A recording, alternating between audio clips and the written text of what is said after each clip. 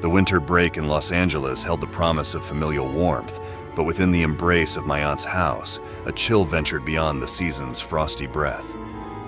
The incident unfolded 5 years ago, yet its spectral echoes lingered in the recesses of my memory, casting shadows upon the mundane corridors of family gatherings. On that particular evening, as the winter sun painted the sky in hues of amber and violet, I ascended the stairs to the bathroom on the second floor.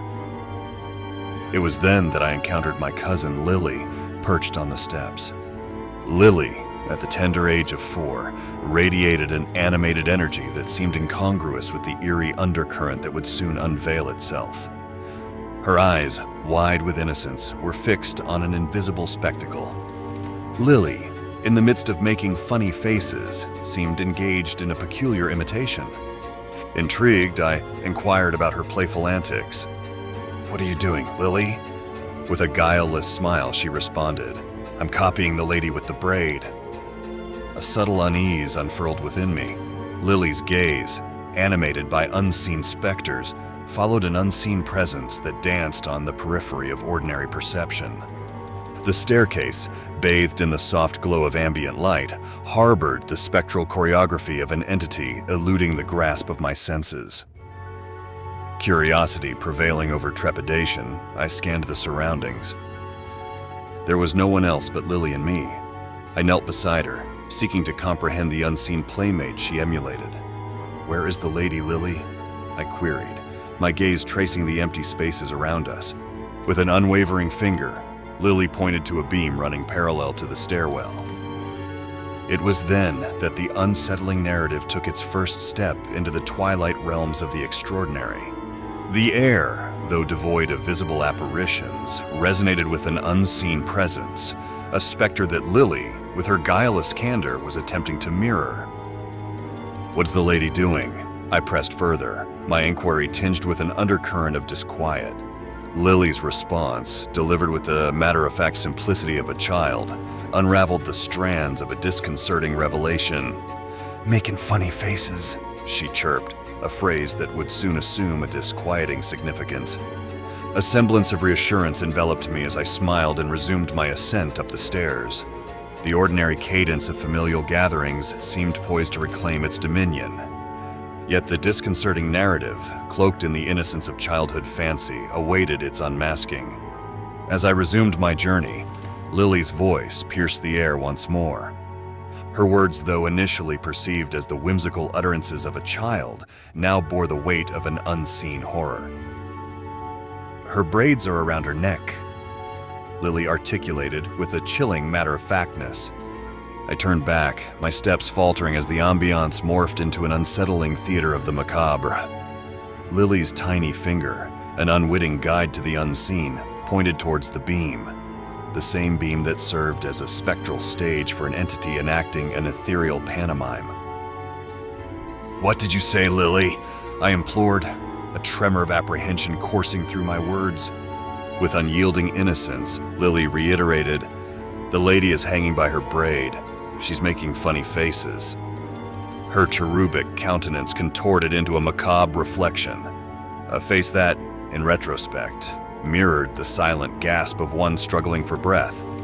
A chill cascaded down my spine, crystallizing the disquiet that had lingered in the shadows. Lily's unwitting revelation, veiled in the language of childhood, bore witness to a presence suspended between the realms of the seen and the unseen, a lady with a braid, engaged in a spectral ballet that transcended the boundaries of ordinary comprehension. As the winter evening cast its long shadows, I stood frozen on the stairs, entangled in the spectral tendrils of a narrative that beckoned to be unveiled. The ordinary facade of familial gatherings, now punctuated by Lily's innocent disclosures, began to crumble, revealing the disconcerting truths that lurked within the ordinary spaces of my aunt's house. And so, the first chapter unfolded, a spectral encounter on a staircase, where the innocence of childhood fancy intersected with the unseen forces that lurked in the shadows. The lady with the braid, suspended in an ethereal pantomime, beckoned from the periphery of ordinary perception. an apparition poised to lead me into the disquieting corridors of a tale veiled in the language of gasping whispers and macabre faces. The revelation on the staircase, etched in the innocent echoes of a child's words, unfurled a disconcerting narrative that cast its shadows upon the familial haven. The ordinary contours of my aunt's house, once imbued with the warmth of familial bonds, now harbored an undercurrent of spectral unrest, an unseen presence that danced on the periphery of understanding.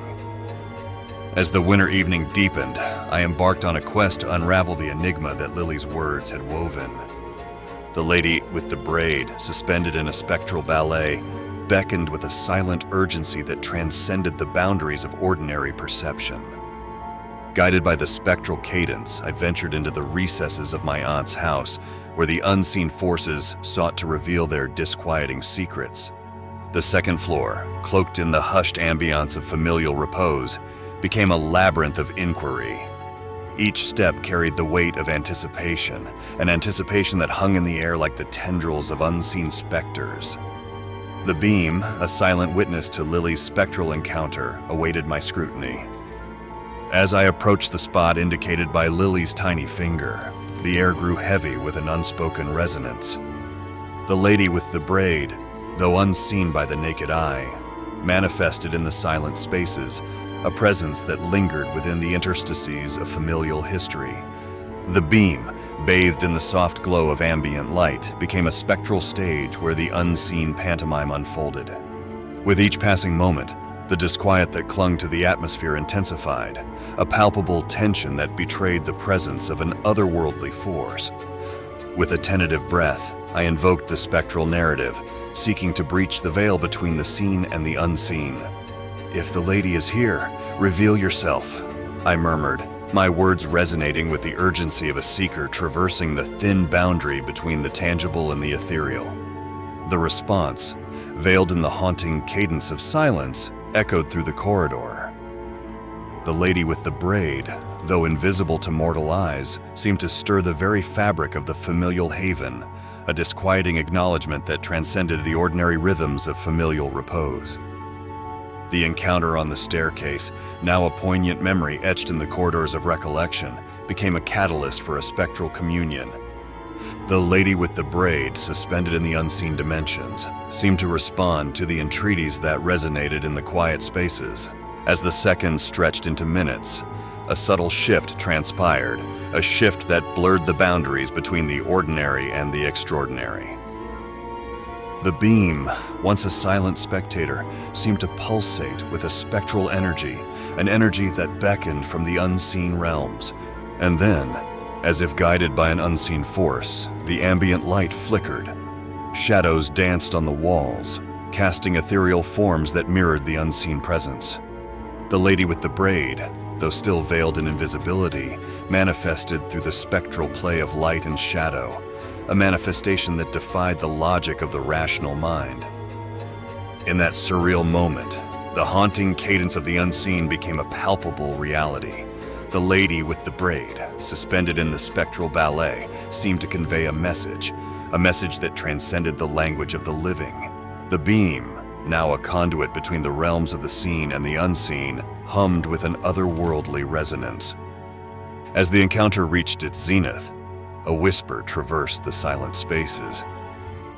It was not an audible whisper, but a whisper that resonated within the recesses of the mind, a communication that transcended the ordinary nuances of spoken language.